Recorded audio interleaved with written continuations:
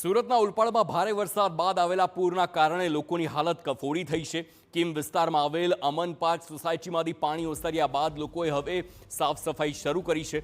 ગઈકાલ સુધી સોસાયટીના ઘરોની અંદર પણ ઘૂંટણસમાં પાણી ભરાયા હતા તેમજ કાદવ કીચડ પણ પથરાયેલો હતો।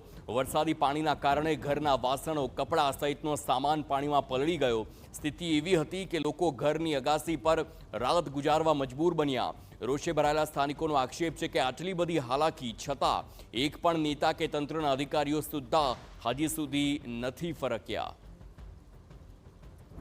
9 વાગ્યા સુધી में तो हमारे मतलब लाइट પણ નહીં ને કોઈ જાતની વહીવટ નહીં અમારે। પછી અમે પોતે એકાબીજાનો સાથ આપી અને અમારા જે બનતું હતું એટલું કર્યું અમે। ઘરમાં પાણી અને જનાવરોની બીક હતી બધાને। ઘરમાં કેટલું ઘરમાં એમ કાફી નુકસાન છે।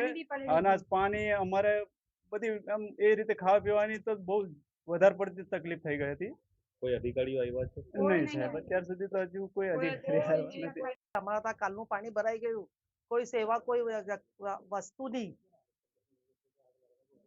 ઘરમાં બી બધું પાણી ભરાઈ ગયેલું, અનાજ પાણી બધી વસ્તુનું નુકસાન થયેલું છે।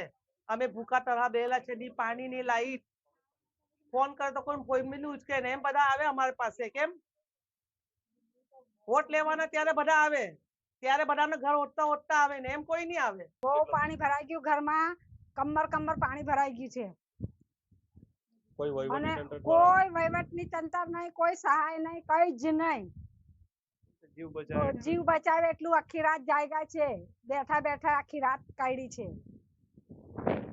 કોઈ સાપ બી ભરાઈ ગયા, બધું જ ભરાઈ ગયું, જનાવર, સાપ, સલેટા બધું જ ભરાઈ ગયું।